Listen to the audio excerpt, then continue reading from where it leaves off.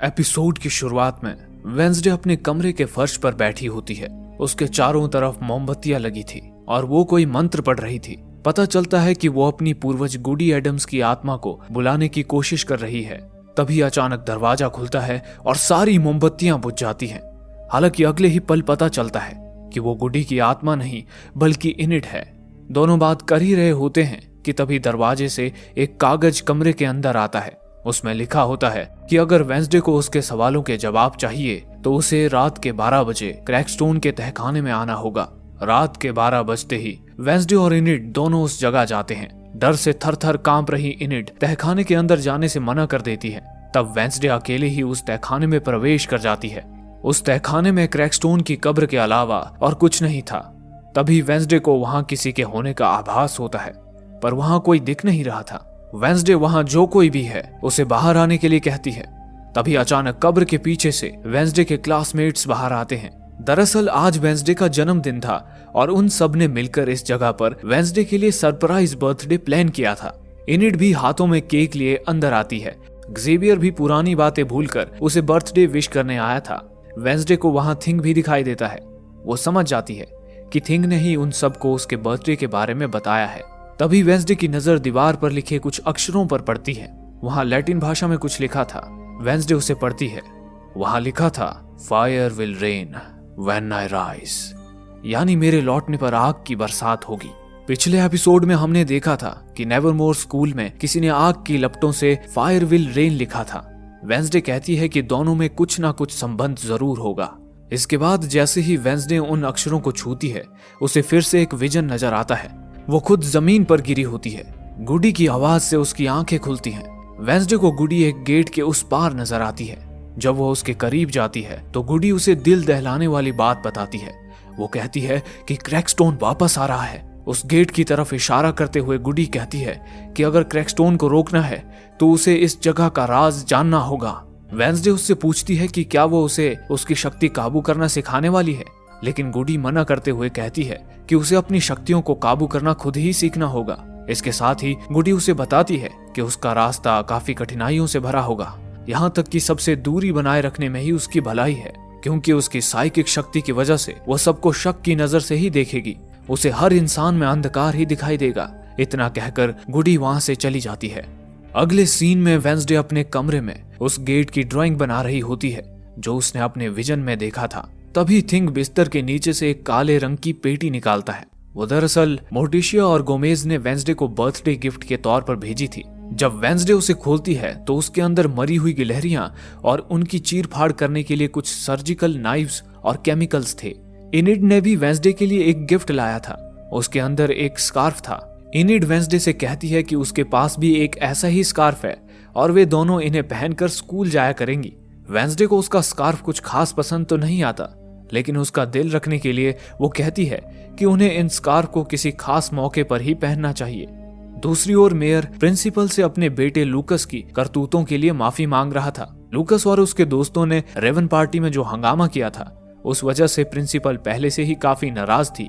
इसके साथ ही स्कूल के लॉन पर जो फायर विल रेन लिखा था, प्रिंसिपल को लगता है कि वो भी लूकस या उसके दोस्तों की ही हरकत होगी। मेयर उससे कहता है कि ये करतूत उसके बेटे लूकस की नहीं है, क्योंकि उसने अपने बेटे को पिछले एक हफ्ते से घर में ही बंद करके रखा है। प्रिंसिपल मेयर को जल्द से जल्द उन लोगों के नाम पता करने के लिए कहती है। उसे अभी भी लूकस के दोस्तों पर ही शक था। मेयर कहता है कि इससे पहले उन्हें यूजीन पर जिसने हमला किया उसका पता लगाना जरूरी है, और उसके मुताबिक शक की सुई नेवरमोर के किसी स्टूडेंट पर ही जाकर रुकेगी। ये सुनते ही प्रिंसिपल गुस्से में मेयर से कहती है कि अगर वो बेवजह नेवरमोर पर शक करता रहेगा तो नेवरमोर से जेरिको शहर की डेवलपमेंट के लिए जितने भी पैसे जाते हैं वे सब रुक जाएंगे। दूसरी ओर वेंसडे जले हुए लॉन को देख रही थी। तभी ज़ेवियर उसके पास आता है। ज़ेवियर उसे बर्थडे की रात जो विजन आया था उसके बारे में पूछता है। वेंसडे उसे हैरानी से पूछती है कि उन दोनों में फिर से बातचीत कब से शुरू हुई, जिस पर ज़ेवियर कहता है कि उसकी बर्थडे पार्टी में शामिल होकर उसने इस बात की पहल कर दी थी। हालांकि वेंसडे को उसके साथ बातचीत करने में कोई दिलचस्पी नहीं होती है। वो ज़ेवियर से कहती है कि अभी भी उस पर राक्षस होने का शक है। ज़ेवियर यह सुनते ही मायूस हो जाता है, लेकिन जाने से पहले कहता है कि अगर कभी उसे उसकी जरूरत पड़ी तो वो हाजिर है। उधर बियांका की नजर नेवरमोर की खिड़कियां साफ कर रहे लूकस पर पड़ती है। लूकस के हाथ में मॉर्निंग सॉन्ग का ब्रेसलेट था। मॉर्निंग सॉन्ग वही सेल्फ हेल्प फाउंडेशन है जिसे बियांका की मां चलाती है। बियांका उससे पूछती है कि उसे वो ब्रेसलेट कहां से मिला। लूकस बताता है कि पिछले हफ्ते जब वो कॉफी शॉप में था तब वहां उसकी मुलाकात एक औरत से हुई। उस औरत ने उसे मॉर्निंग सॉन्ग नामक सेल्फ हेल्प ऐप के बारे में बताया। लूकस कहता है कि वैसे तो उसे सेल्फ हेल्प जैसी चीजें बकवास लगती हैं, लेकिन उस दिन वो खुद को रोक ही नहीं पाया। बियांका समझ आती है कि उसकी मां ने लूकस पर सायरन शक्ति का इस्तेमाल किया था। बियांका लूकस से कहती है कि उसे जल्द से जल्द मॉर्निंग सॉन्ग से दूरी बना लेनी चाहिए, क्योंकि उन्हें उसका भला करने में कोई दिलचस्पी नहीं है। वे लोग तो सिर्फ उसके पैसों के पीछे पड़े हैं। लूकस बियांका की सलाह मान लेता है। वो बियांका से काफी इंप्रेस हो जाता है और उसे आज रात कॉफी पीने के लिए इनवाइट करता है। हालांकि बियांका कुछ कहे बिना ही वहां से चली जाती है। वेंसडे यूजीन से मिलने अस्पताल गई थी। वो बेहोश यूजीन के साथ बात कर ही रही होती है, तभी वहां साइकेट्रिस्ट आती है। साइकेट्रिस्ट यूजीन के पेरेंट्स के कहने पर यहाँ आई थी। यूजीन के पेरेंट्स कुछ दिनों के लिए अपने घर गए हुए थे। इस वजह से यूजीन की देखरेख करने के लिए उन्होंने साइकेट्रिस्ट को यहाँ भेजा था। साइकेट्रिस्ट अपने साथ लाए पीले फूलों के गुलदस्ते को वहां रखती है और वेंसडे से उसका हालचाल पूछती है। वेंसडे उसे हाल ही में उसकी लाइफ में घटी घटनाओं के बारे में बताती है, जैसे कि उसने एक कब्र खोदी थी और अपने पिता को जेल से बाहर निकालने में मदद की थी। अगले सीन में वेंसडे कॉफी शॉप में एक किताब पढ़ रही होती है। तभी टाइलर कॉफी लेकर उसके पास आता है, जिस पर हैप्पी बर्थडे लिखा होता है। टाइलर उसे बताता है कि उसने ही कल रात गुफा में केक पहुंचाया था, जो उसने स्पेशली उसकी पसंद को मद्देनजर रखते हुए बनाया था। बातों ही बातों में वेंसडे उसे गेट का चित्र दिखाती है और पूछती है कि क्या उसने पहले कभी उस जगह को देखा है। हालांकि टाइलर भी उस गेट को पहली बार ही देख रहा होता है। उसके मुंह से ना सुनते ही वेंसडे फिर से अपनी किताब पढ़ने में लीन हो जाती है। वेंसडे ने गुडी की अकेले रहने की सलाह मान ली थी, इस वजह से वो टाइलर को नजरअंदाज कर रही थी। वेंसडे का बदला हुआ रवैया देखकर टाइलर उससे पूछता है कि क्या उससे कोई गलती हुई है, लेकिन इस पर वेंसडे कुछ नहीं कहती। तभी शेरिफ वहां आता है। वेंसडे उसके पास जाती है और कहती है कि लॉन में आग से लिखे जो शब्द थे, उसे वही शब्द क्रैकस्टोन की गुफा में लिखे मिले हैं। उन दोनों में जरूर कोई साम्य है, लेकिन शेरिफ उसकी बातों को नजरअंदाज करता है। वेंसडे कॉफी शॉप से सीधे एक्सेवियर के आर्ट रूम में उससे मिलने जाती है। वो उसे भी वही गेट का चित्र दिखाती है और उसके बारे में पूछती है। एक्सेवियर उसे अपनी एक पेंटिंग दिखाता है। उसने भी उसी गेट की तस्वीर बनाई होती है। एक्सेवियर बताता है कि उसे फिर से वही सपने आ रहे हैं। 2 दिन पहले आए सपने में उसने ये गेट देखा था। वह आगे वेंसडे को बताता है कि ये गेट्स फैमिली का पुराना बंगला है। वो हर रोज जॉगिंग करते समय इस बंगले के सामने से गुजरता है। उनकी बातें चल ही रही होती हैं कि तभी थिंग वेंसडे को इशारा करता है और एक पेंटिंग से कपड़ा हटाता है।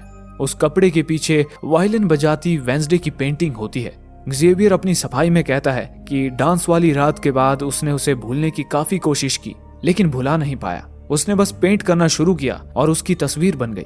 लेकिन इस पर भी वेंसडे बिना कुछ कहे वहां से चली जाती है। कॉफी शॉप में बियांका लूकस का इंतजार कर रही थी। कुछ देर बाद वो वहां से जाने ही वाली होती है कि तभी लूकस वहां आता है। लूकस ने बियांका से वहां आने की उम्मीद नहीं की थी, लेकिन उसे वहां देखकर लूकस को काफी अच्छा लगता है। लूकस बियांका को दिखाता है कि उसने उसके कहने पर मॉर्निंग सॉन्ग का ब्रेसलेट अपने हाथ से निकाल दिया है। इसके बाद दोनों एक दूसरे से अपनी लाइफ में चल रही प्रॉब्लम्स के बारे में बात करते हैं। बियांका उसे बताती है कि उसकी माँ ने एक बार उससे कहा था कि क्योंकि वो एक सायरन है, वो कितने भी अच्छे काम कर ले, कुछ लोग उसे बुरा ही समझेंगे। बियांका उसे गलत साबित करना चाहती है। लूकस उसके इस जज्बे की तारीफ करता है और अपने बारे में बताता है।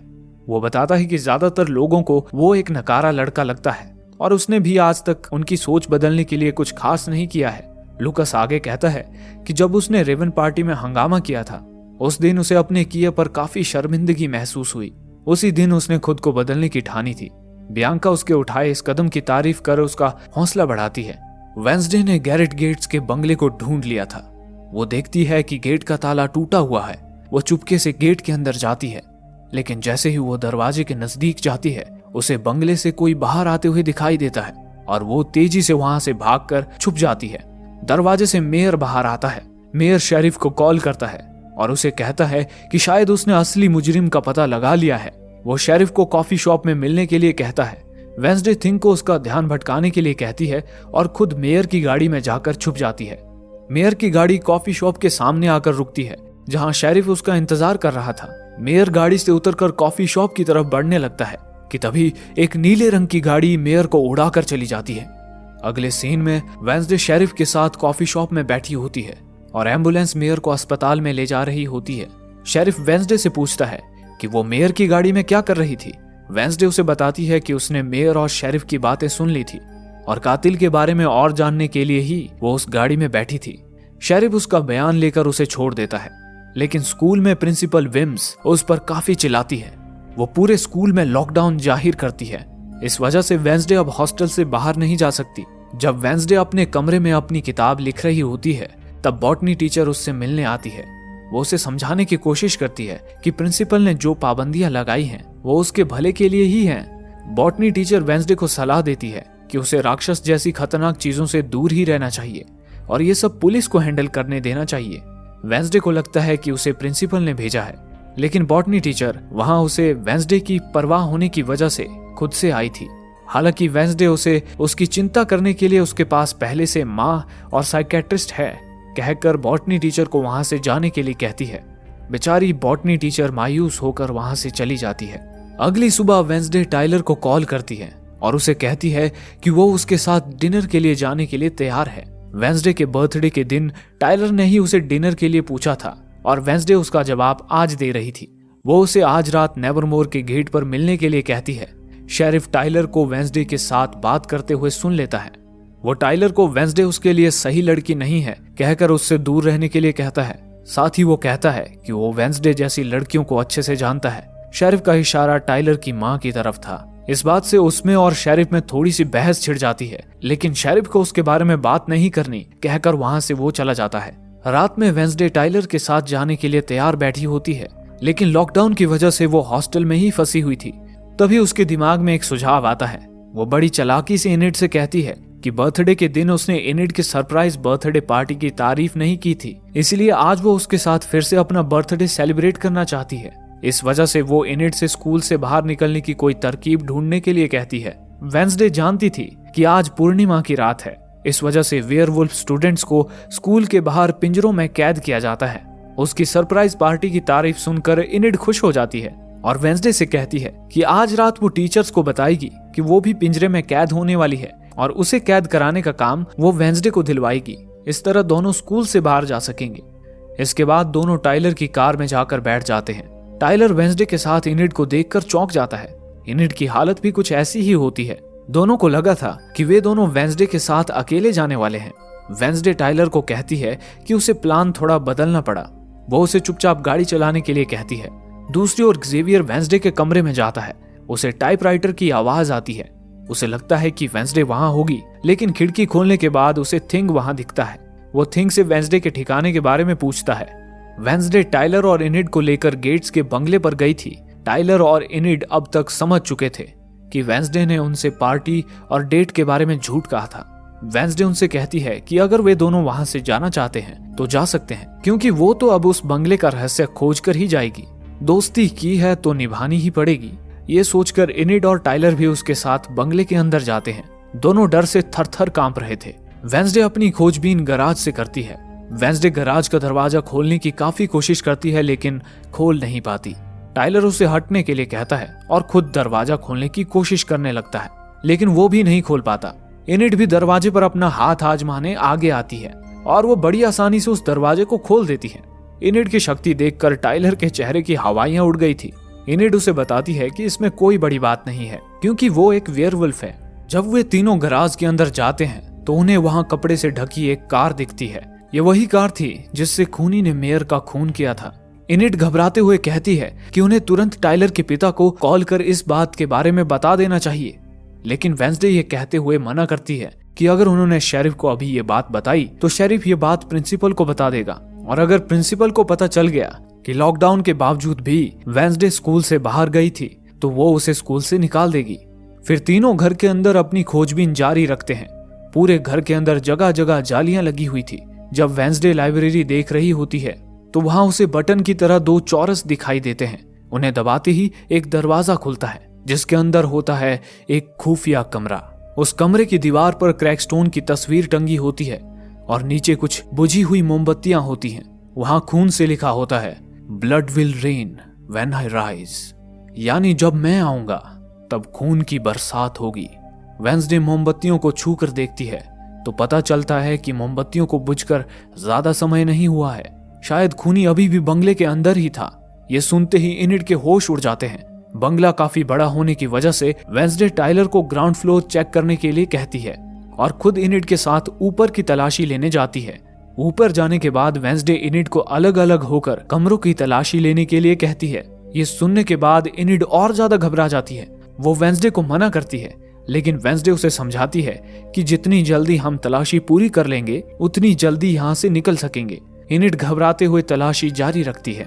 थोड़ी देर बाद इनिड वेंसडे को एक कमरे में तुरंत आने के लिए कहती है। वो कमरा बाकी कमरों से काफी अलग दिख रहा था। उस कमरे में ना तो जालियां बिछी थी, ना ही धूल का कोई कतरा, जैसे कोई वहां पर रहता हो। वेंसडे को उस कमरे में ताजे पीले गुलाब के फूल भी दिखाई देते हैं। वहीं मेज पर एक छोटी सी पेटी भी होती है जिसके अंदर एक नाचती हुई गुड़िया होती है। वेंसडे की नजर उस पेटी पर लिखे एलजी पर जाती है। वेंसडे एलजी का मतलब लॉरेल गेट्स होगा ये अनुमान लगाती है। लॉरेल गेट्स गैरेट गेट्स की छोटी बहन थी जिसकी डूबने से मौत हो गई थी। तभी उन्हें नीचे से कुछ टूटने की आवाज आती है। अगले ही पल उन्हें टाइलर की आवाज सुनाई देती है। वो उन्हें जल्दी से भागने के लिए कह रहा था। राक्षस बंगले में आ चुका था। वेंसडे और इनिड राक्षस की परछाई देखकर लिफ्ट की तरफ भागती हैं। वो दोनों लिफ्ट में छुपी होती हैं। तभी राक्षस वहां आता है।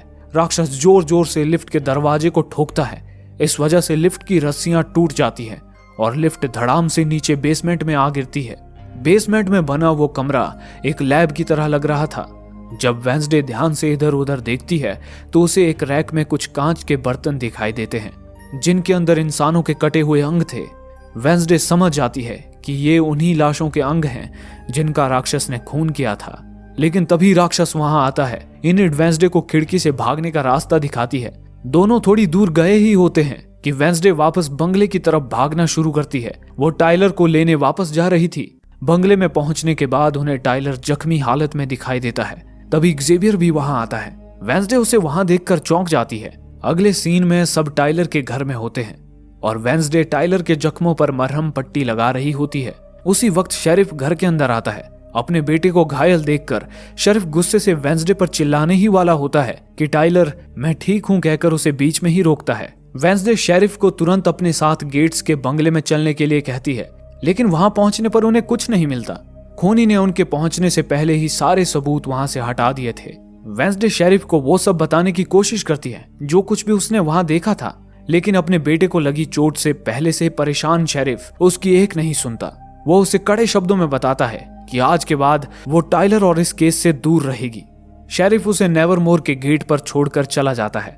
नेवरमोर में प्रिंसिपल वेंसडे का ही इंतजार कर रही थी। वेंसडे ने नियमों का जो उल्लंघन किया था उसकी सजा के स्वरूप वो उसे स्कूल से निकालने के लिए तैयार थी, पर वेंसडे अपने बचाव में उसे बताती है कि उसने जो कुछ भी किया वो सब इस स्कूल को बचाने के लिए किया। वो रोवन के माँ की बनाई वो तस्वीर निकालती है जिसमें उसने भविष्यवाणी की थी वेंसडे स्कूल को तबाह करने वाली है। वो तस्वीर दिखाकर वेंसडे प्रिंसिपल को बताती है कि रोवन की माँ गलत थी, वो इस स्कूल को बचाने आई है और ना कि तबाह करने।